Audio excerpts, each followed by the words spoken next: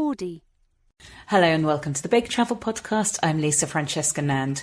Now, how's your experience on Instagram been? If you are indeed on Instagram. I am on Instagram. I'm Lisa Francesca _Nand and also the Big Travel Podcast. And, well, I don't know. I mean, I enjoy it. I love seeing other people's pictures. I love following the travel accounts, but I don't know if I'm very good at it. I've only got a comparatively small 2,000 or so followers on my main account, and I'm much bigger on Twitter, where I am at LFNand. And I enjoy chatting on Twitter because I don't find it like a nasty place. You know, some people say it's a nasty place, maybe because I don't sort of say anything controversial anymore. The days when I used to wade into political debates have gone, mainly because I just find it really exhausting and depressing and actually didn't really change anything. Anyway, I digress. I wanted to speak about Instagram because the person I've got on today's show is somebody I've followed from my very early days on Instagram.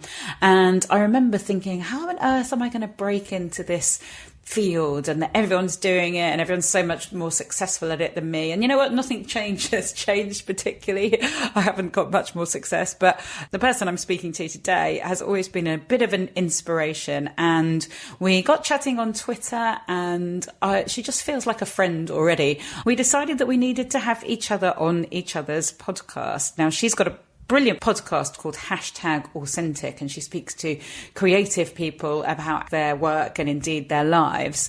And of course, I had to have her back on the Big Travel Podcast because she's got a fantastic story. One, she's just bought a house in France, which is a long-held dream of hers, but also she is a traveller that needs special assistance. And when she travels through airports, especially, she has to have a wheelchair because she has a long-term chronic and debilitating illness, which really affects her energy levels. Anyway, she's an absolute inspiration, and I'm so excited to have Sarah Tasker, aka Me and Orla, as she is on Instagram. But she's much more than an Instagram expert. She's also a coach and a photographer, and I'm so chuffed to have her here on the podcast. Sarah Tasker spent lockdown obsessing about the perfect French house, which she has now bought. And if you follow her on Instagram, you know she's an expert in making things look beautiful. On this episode, we talk French bakeries, river beaches, Insta retreats, West Yorkshire, the challenges faced by travelling with a disability, getting left on a plane due to her wheelchair, growing up with parents that didn't have passports, childhood holidays to Blackpool Pontins, our mutual embarrassment of second home problems, and so much more. Sarah Tasker is on the Big Travel Podcast.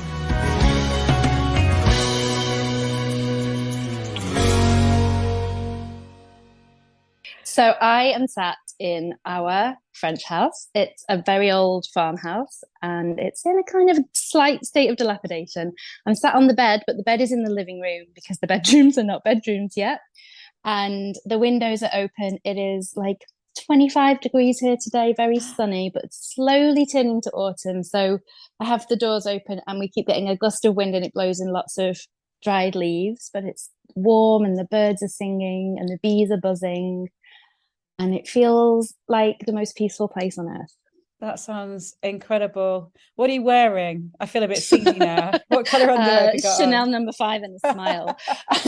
I'm wearing a nap dress from Hill House, which I very intentionally bought. So like a white floaty dress that I very intentionally bought to wear at my French house. It was very like part of the vision for me was always floating around in white linen dresses. Yeah, absolutely. Yeah, until you like spill your coffee or one of your kids like the red wine. Yeah, the red wine. Yeah, hazardous, especially in France. Are you floating around in your white nap dress because you just look like that, you know, you look wonderful daily, or are you actually doing some photographs this morning? No, I actually just wear this, but it's basically a nightie. So it's a nightie you can wear in the daytime. So it's, you know, it's got all the comfort of staying in bed. I want to be you. It just sounds and look fantastic. And I'm guessing like somewhere in the back of the beautifully curated Instagram photos, I'm guessing there's a pile of washing somewhere, right? Oh my goodness, yeah. When we got here this time, so we've only been here twice. This is the second time, and it was better than the first time, but there was still like some mouse poo in the sandals I left here, and like bats in one of the bedrooms that we had to chase out with a broom. And it's not all completely picturesque and idyllic. Like some horrible stuff had come down one of the chimneys, but it's part of the adventure, right? And how did you find it? Like, how did you find that place? I know that for a long time you were looking for your perfect French house, and I anyone who's seen was. your posts online will know that you found like the most stunning, the quintessential French property, I would say.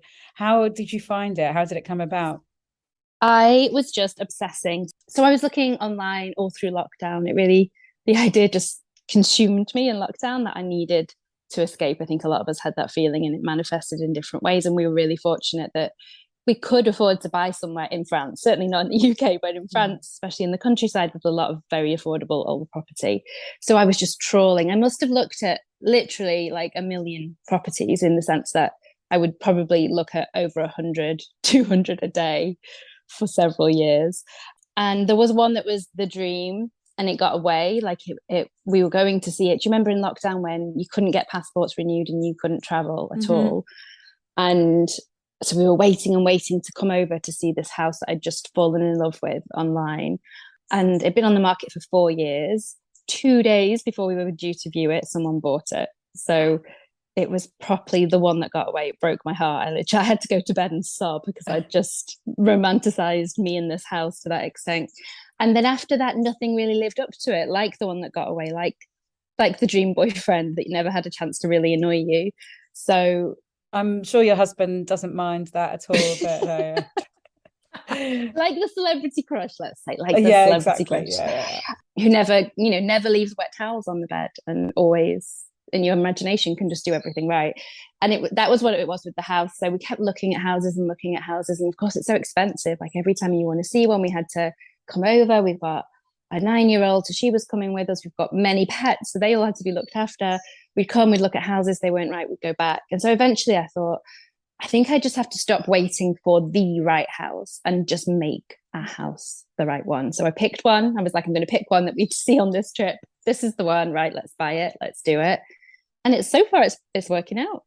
so the dream house that got away. It's almost like love the one you with. If you can't be, not gonna sing to you Yeah. with the one you love the one you're with. I think, where do those feelings come from? It's really not so much about the bricks and the wood and the glass, but about the stories we tell ourselves about the places or the people or the houses and the things.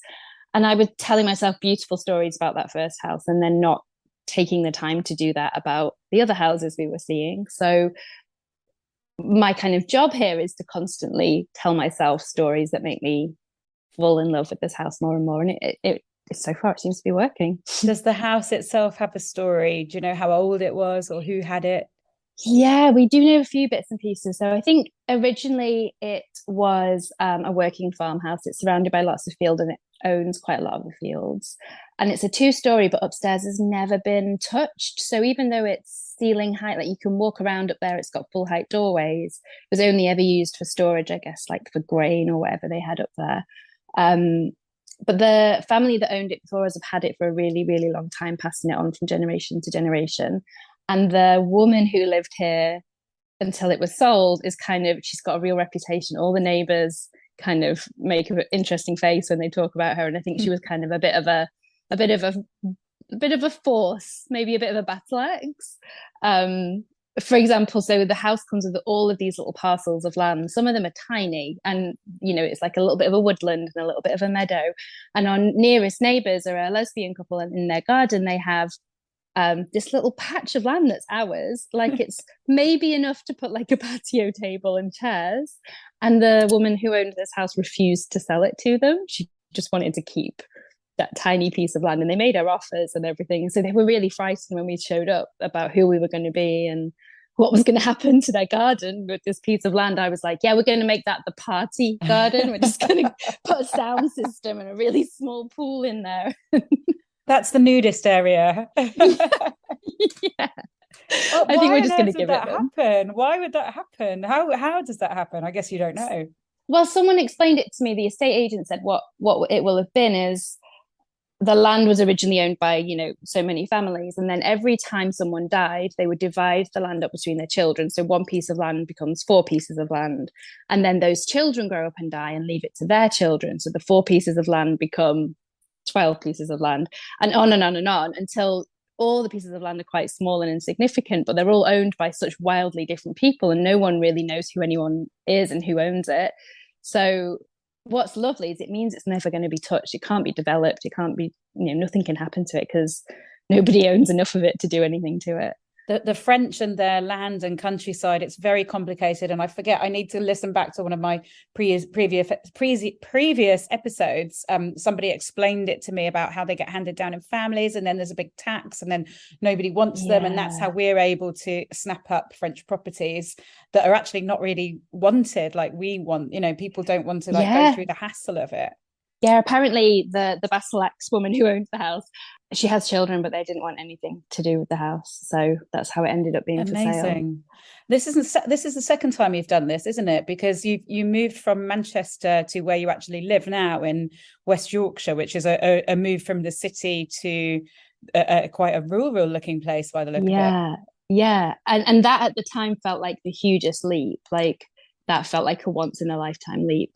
And then, of course, you kind of normalize it. And after a while living there, it didn't feel rural enough anymore.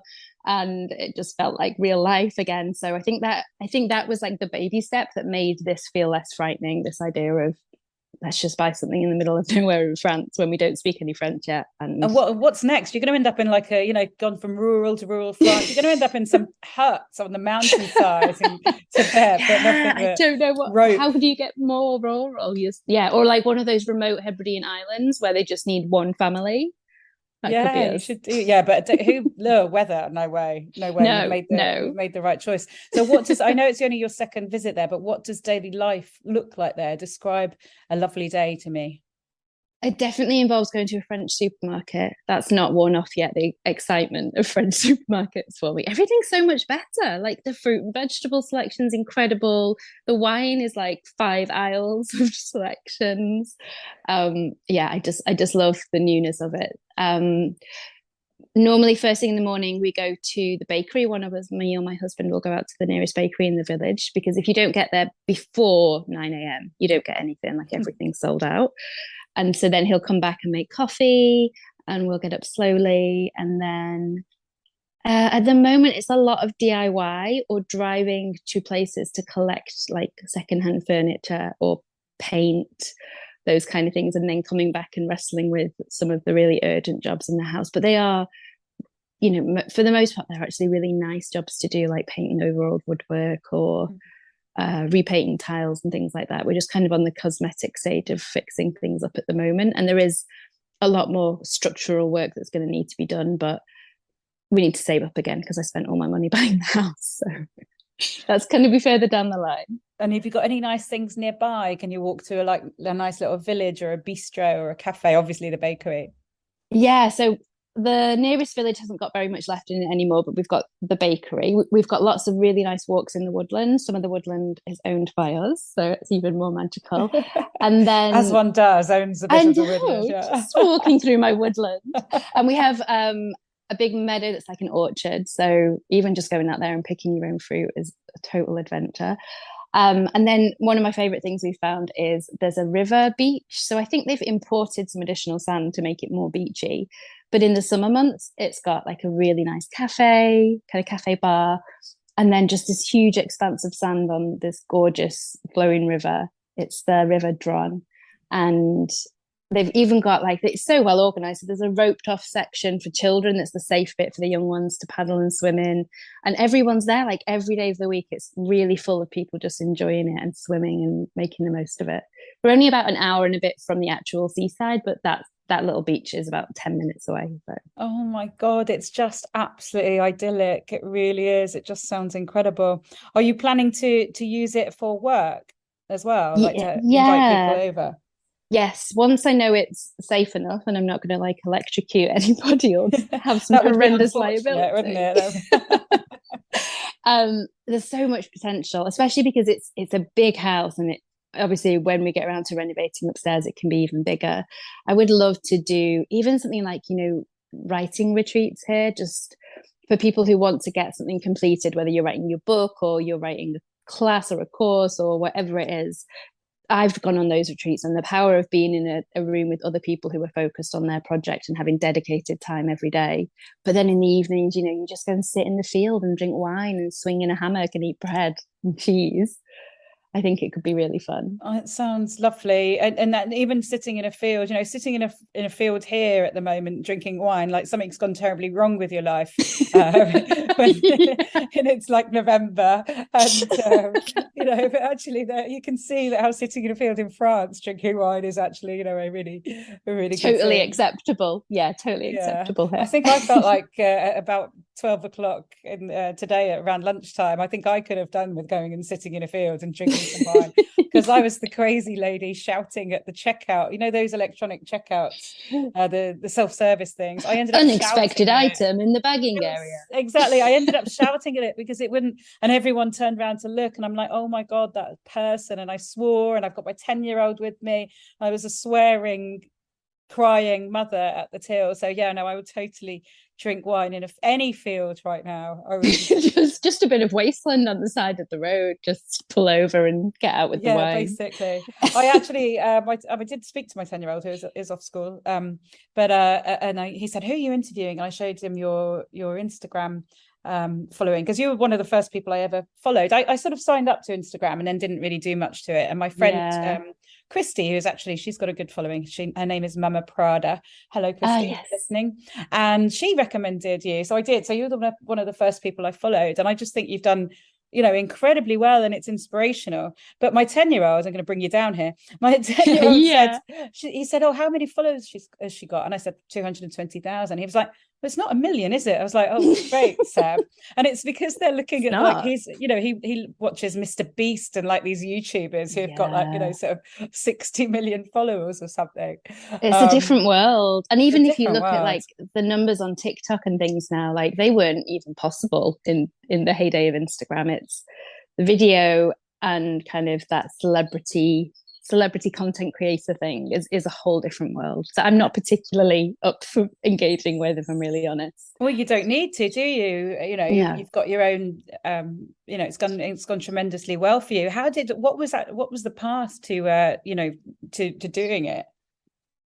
It was kind of one of those overnight successes that actually had been years and years of doing really similar things and working my way towards it. So I'd always blogged, and I'd been like an amateur photographer, and I'd been always very nerdy about the internet. I always had like a forum that I was running, or there was a website called Chictopia, which was like a daily fashion sharing website, and I got some sort of award on there. And I was always like trying to kind of establish some sort of platform for myself, I suppose. And then I went on maternity leave, had my daughter, so this is 9 years ago, and she just wanted to sleep on me. And so I was trapped on the sofa for many, many hours a day looking for some sort of creative outlet, and found Instagram. So there were a lot of people then it was those really early days where you just shared a genuine picture of your life. Like if you had some nice coffee, you would take a picture and post it there and then.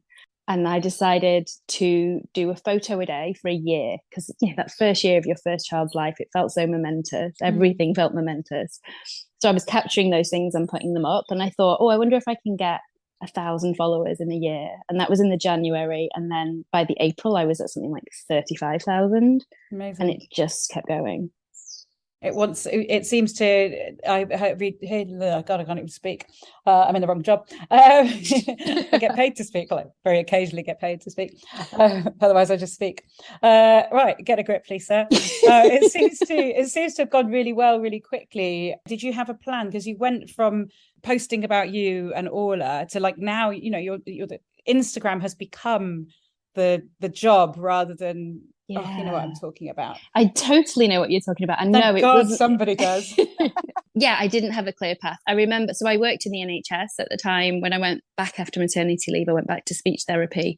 And I remember on my lunch breaks, I would pitch to brands. This was like, I don't even think the term influencer existed. I really don't think it was a thing then.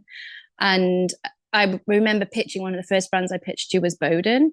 And I was like, do you want to give me free clothes to show to my followers in exchange for me telling everyone how awesome you are? And it felt like the cheekiest ask. I felt like, like I'd basically just said, do you want to give me £1 million? And they said, yeah. They said, we love a woman with moxie. Go on then. And sent me some stuff. And that was kind of the beginning, like just figuring out, how do I make the fact that this audience is here and they're interested in what I'm sharing and they're listening to what I say, how do I turn that into something that means I can be at home more with my daughter, I can live a slower life. I have a health condition, and by that point I was really struggling with full-time work. So it was a lot of flailing around and trying things and failing at things and doing things and realizing they didn't align with my values. There's a lot of, when you're doing that kind of influencer work, I do love it, but if your only source of income is that, you're very dependent on what offers land in your inbox, and you kind of end up having to say yes to things that maybe you would prefer not to in an ideal world. So I was always looking for, like, what other revenue streams can I put in here? And that's when I started with the coaching and mentoring. And then that turned into teaching, and then that turned into the podcast and the book and all of the different strands now that bring it in. You talked about, you referred to your chronic illness, and said that you chose this path to, in part, like, not be doing a job, not having to go to work every day, which I can absolutely relate to. But it sounds like you're doing so much, in the end you are doing a job. But does it work out for you because you're doing it on your own terms? Yes, it works a lot better. I'm certain that now, as my health has deteriorated over the years, I think if I was trying to work a conventional job, I'd just be on benefits. There's no way I could get up every day and sit in an office for 8.5 hours like I used to. So the fact that I'm still a functional, like, human and, contributing to society feels really, really good. And it's really kind of made my awareness of disability shift over these years, and realizing that so much of what we call disabled is actually just not being able to slot into the machine as it currently works. So I can work and I can produce value. I just can't do it in the way that a conventional job would expect me to. I always said my goal was to have a job that I could do from bed, and I do have that. I can do anything I need to from my phone. So I'm even in bed now, right? I'm sat on the bed in my nighty dress. I want photo evidence. I do. I will send you one as soon as we're done. No, definitely. I mean, God, I'm going to go around. I won't go down the rabbit hole, but it just makes me think about, how many other people are having not just normal conditions, but, speaking as a woman, like bad periods or thyroid conditions or menopause or, everything. And you've just got to get up and do it, don't you? And it is about being disabled in that way, disabled by the challenges that, if you're in a wheelchair, you're disabled by the stairs that are there, right. It's not your body, it's the stairs that cause the problem. Exactly. Well, anyway, it's a total rabbit hole, and we're here to talk about travel. So we've done France, so what we could talk about is travel and disability. If you want to go there. That was exactly where I was going. Yes. Yeah. So does it affect you? I mean, obviously you do try and choose to work from bed where you can, but has it affect your getting around, your seeing the world? Yeah, I mean, it has and it hasn't, because I still have been able to do it. I'm very fortunate in that sense. I'm fortunate that I have my husband with me most of the time, and he makes it much easier for me. But it's very fresh in my mind. I've just done the whole airport thing 2 days ago. And it's so hard. Like, I think it's hard for everyone anyway. I'm not convinced that anyone enjoys the whole process of traipsing through an airport and security and everything. But when your body carries extra needs, it's so hard. So the only time I ever need to use a wheelchair is at an airport. We have to book special assistance for me. And that's so much to just do with this sheer distance that you're expected to cover, like, so say Manchester Airport, which is one of my nearest airports, the walk that you're expected to do between all the duty free and all of the shops, and then all the way to the gates, and there's quite often a degree of, like, standing on stairs to queue.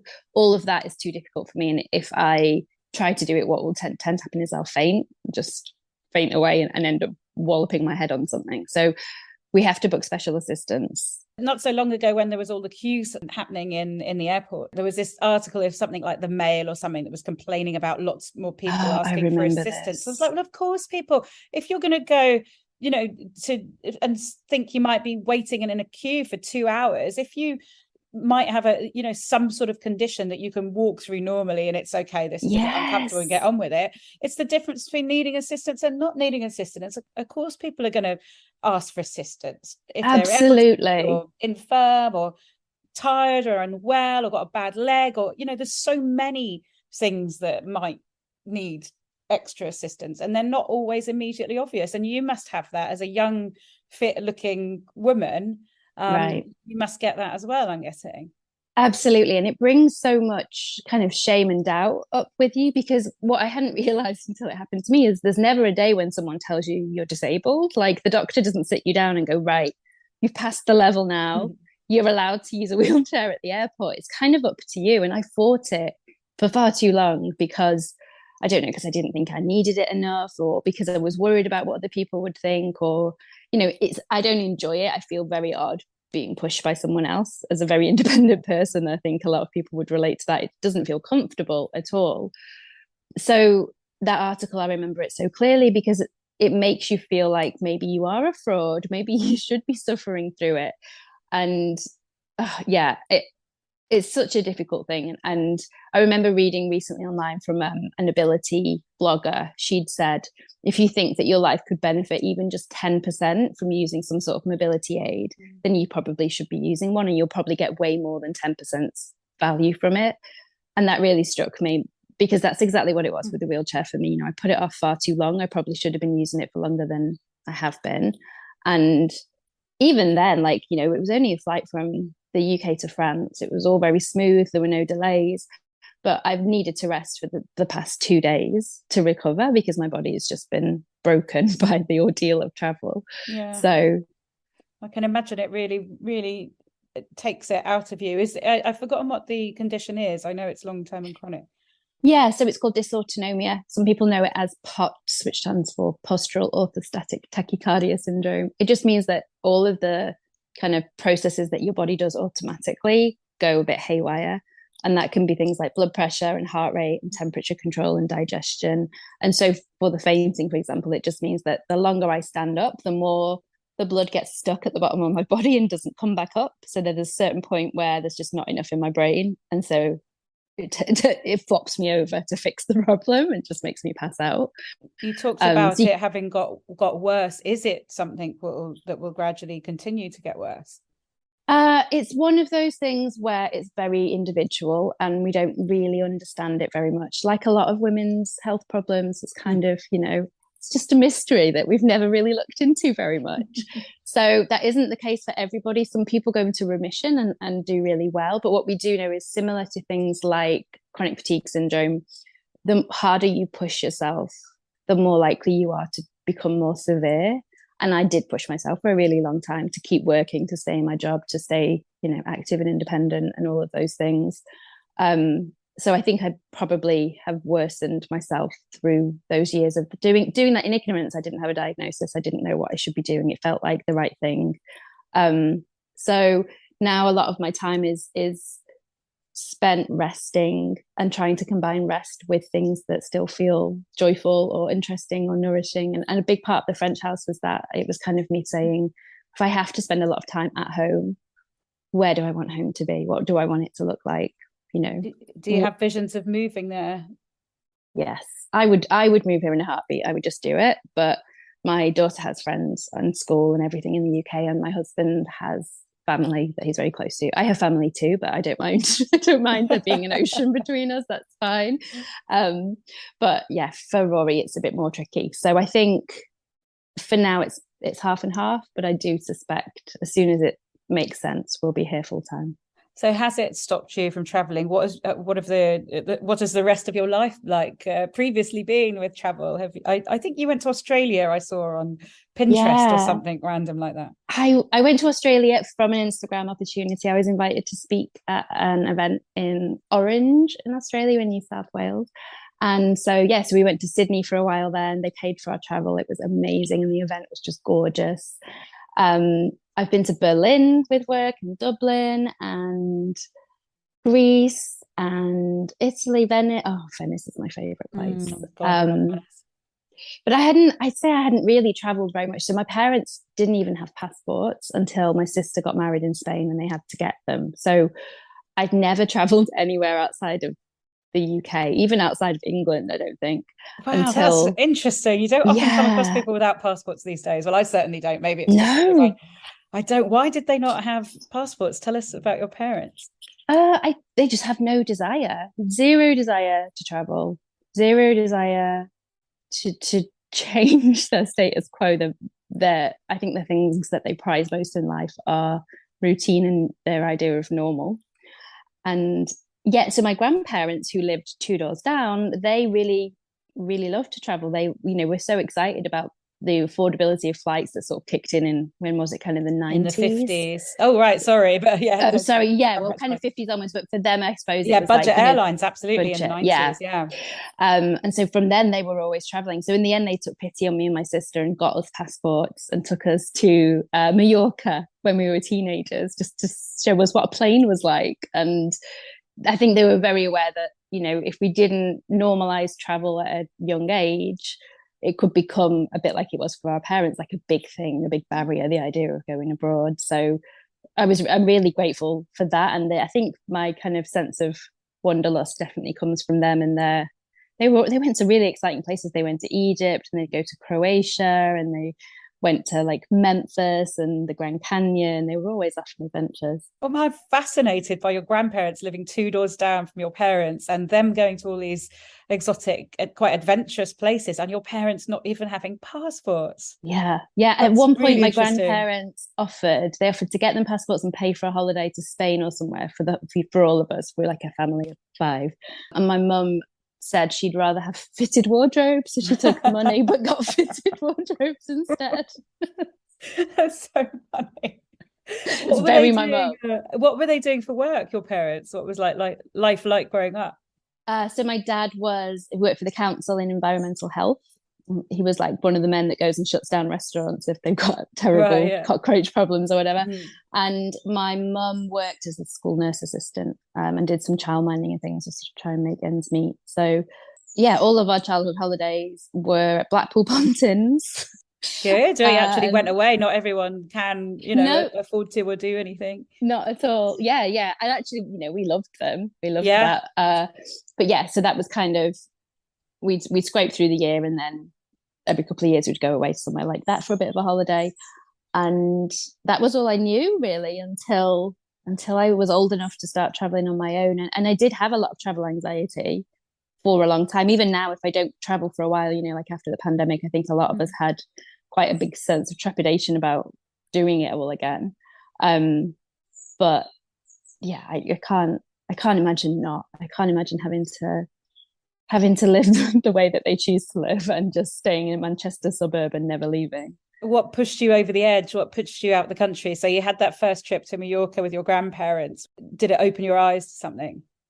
Yeah, I think everything, like it's just when you're away, it's that immersion in a different life and different culture and different tradition, different food, just the newness of everything. And obviously, like within Europe, it's not like it's wildly different, but it's still different enough that you know you're somewhere new and you're kind of learning constantly. The language barrier means that you're constantly learning, working out like what you want from the supermarket, all of that. I love the challenge of it. And that was kind of the thing I was saying to my husband when we were looking for this place in France, is I was like, I'm not expecting it to not have problems. I know buying an old house in France is going to bring so many problems, but they're going to be new problems. They're going to be interesting kind of challenges and problems to solve. And that is the thing that has always excited me about travel, is kind of the discovery of it and the newness and the novelty and the adventure. I mean, things can go wrong, can't they? Have you ever had any negative experiences when you've on your travels? Nothing too major, actually. No, I know some people have proper horror stories, but I'm trying to think now if we've had anything dramatic. Nothing really. Touch wood. Touch wood. So I was imagining you touching wood and like the whole side of the house coming down at that point. Yeah, you've got to be careful which wood you touch in. Touch wood. Crash. Nothing Yeah, I think someone it's so been far. all right. Well, it depends what you class as wrong, isn't it? But we've never had any lost luggage. We've never had any major sicknesses while away or hospitalizations. We've never had any near misses or car accidents or any of those things that kind of spring to mind. And that's with traveling, Orla's traveled with me since, well, I was pregnant when I went to Venice, and then she's traveled with me ever since.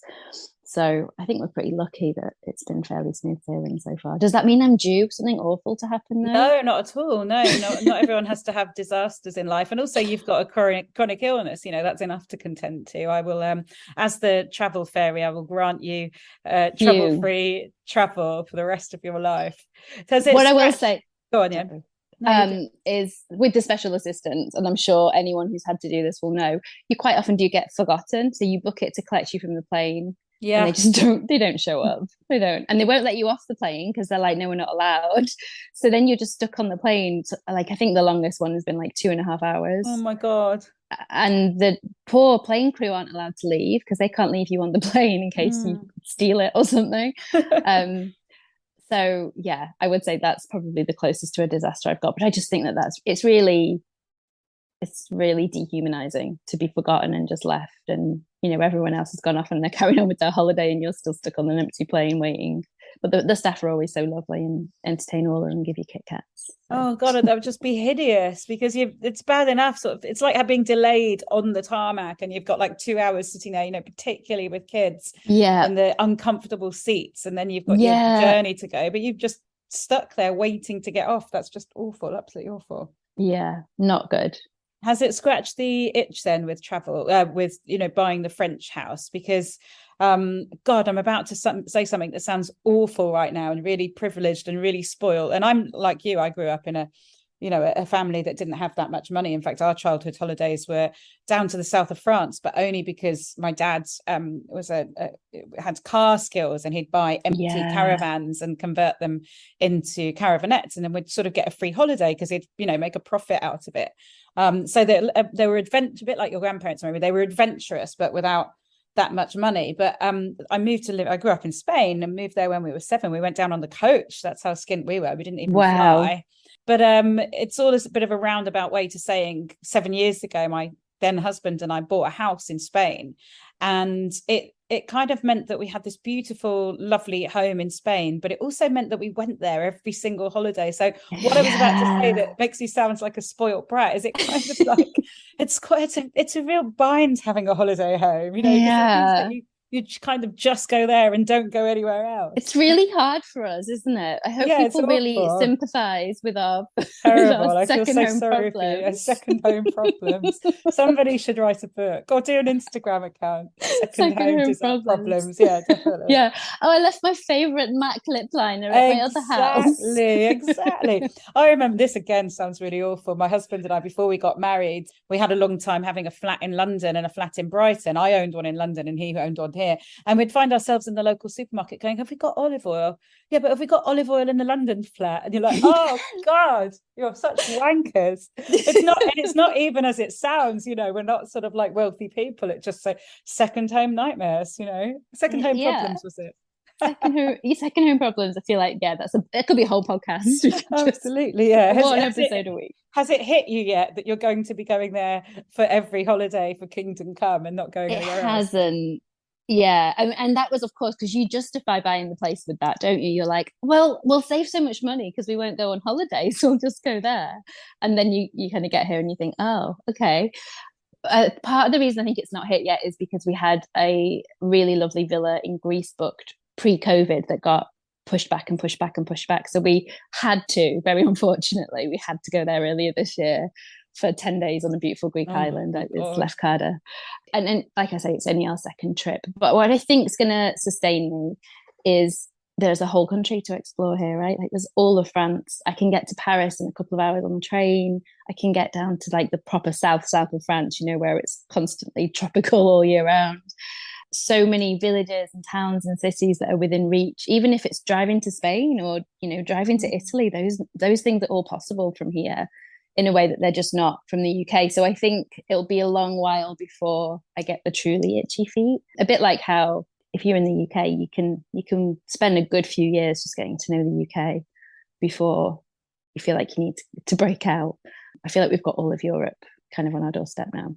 Yeah, lucky. You can just get in the car and drive. And I think that's something, I've had plenty of people on this podcast that have like explored the world and sort of suddenly realized at the age of 18 that they can actually just get on their bike or start walking and go around the world. There's kind of nothing stopping you. Doing that over Brexit is a little bit annoying. Well, my goodness, I could talk about that for a long time. Yeah, that's another. We'll do that. We'll file that along with our joint Instagram account that we're going to start called Second Home Problems. Second Home Problems, and also our disability rant that we've managed to contain. Yes, exactly. Yeah, I mean, I've got a chronic condition. I've got an underactive thyroid, and I sometimes I think it's mainly in control. It's not nearly as debilitating as yours, but sometimes I have to be a little bit, kinder to myself, thinking, well, actually, you do have this, and it's not always balanced. And, there are times when I'm going to be tired sometimes. Like right now, like talking about you and your French house and being able to drive off to places in the sunshine. My body I think it's aching for sun right now, and it's not even proper winter. Winter came very quickly this year in the UK, I think. It's not here in the south. It's actually beautiful and sunny. It's been 18, 19 degrees here in late October, which is amazing. But it's still, I just need that foreignness, that challenge, the exploring, the wine, the food, just to feel like I'm crying out for it. The good life. Well, come here. It's here. It's waiting. Hop on a plane. I will. Absolutely. I'd love to do something there. We'll probably do some sort of work together at some point, or podcasting. Definitely. Or, something like that. Let's do something here. Absolutely. I feel like there's so much we could do here together. I just need to get some more beds and then you can come. Yeah, definitely. Okay. First bed there. I'm there. I'm going to ask you my last question now. My last question is always about music, and because I very much believe that music and travel for many people go hand in hand. Yeah. I'm going to ask you to think of, you can take some time to think about it if you like, one song that reminds you of a memorable time and place of travel. What is the song and what is the memory? Oh, that's a really good question. There's probably a lot of them. Really good question. The first one that came to mind for me is a song called Toast by Tori Amos. It's just an album track. I don't think it was even ever a single. And it came out around the time I first went to Barcelona, and there was a line in it about maybe I'll see you in a cathedral in Barcelona. So me and my friend, who were both fans, spent the entire trip listening to that song and singing it to each other. And they're just very tied together in my memory. It's kind of a song about autumn. It's set in that kind of like last days of summer, kind of dry grasses and sunshine and harvest and all of that kind of vibe. And that was the time that we went there. So it was just like the perfect soundtrack to that trip. Oh, was that quite an early trip in your travel? Yeah, that was in my kind of late teens. Probably my first trip abroad with friends, so like not with a family member. Well, so my second trip abroad, full stop. Yeah. So with the passport of free parents, the first holiday was with the grandparents to Mallorca, and then the second one to Barcelona, a teenage Barcelona trip. with friends I met on the internet all the way back then. Oh my God, was there even an internet? There was, and back then it was so shameful that I couldn't tell anyone that we'd met online. We used to have like a cover story for how we'd all met each other because it sounded too funny. Much. Really? Yeah. I've done lots of online dating now, so that's a whole other podcast. Oh yeah. But I do have women that I've met online, like pre-social media, that on the forums or whatever, that we've become friends too, which has been quite nice. Yeah, and now it's really routine. Like me and you met online, we met on Twitter and Instagram, and that just seems really normal. But, yeah, absolutely. Yeah. I feel like you're my friend, even though we've never met. Yeah, for sure. That's why I'm inviting you to my house. Yeah, exactly. I'll totally be there. I'll turn up. I'll be there tomorrow with a suitcase, soothe my aching bones. I'm also just thinking about Tori Amos. We've got to wrap this up any second. But what is her obsession with breakfast? Because she had cornflake girl, didn't she? Which I have no idea what that actually meant, and I still don't know. I can tell you. Is it something mucky? What is it? No, she did a jingle. She appeared in a cornflake commercial when she was younger, playing the piano and singing a song. Right. And she never was a cornflake girl. I see that she actually was a cornflake girl, but she wasn't really. Yeah, she wasn't really. Yeah, I got it. Yeah, she's more of a toast girl. Anyway, thank you so much for coming on the Big Travel Podcast, and I will see you in France. see you very soon. So thank you so much, Sarah. I will absolutely come and see you in France. I really hope I can do that. It sounds fantastic. And thank you so much for listening to the Big Travel Podcast. Please like and subscribe and give us a review and do all of that stuff because it really helps. Speak to you soon.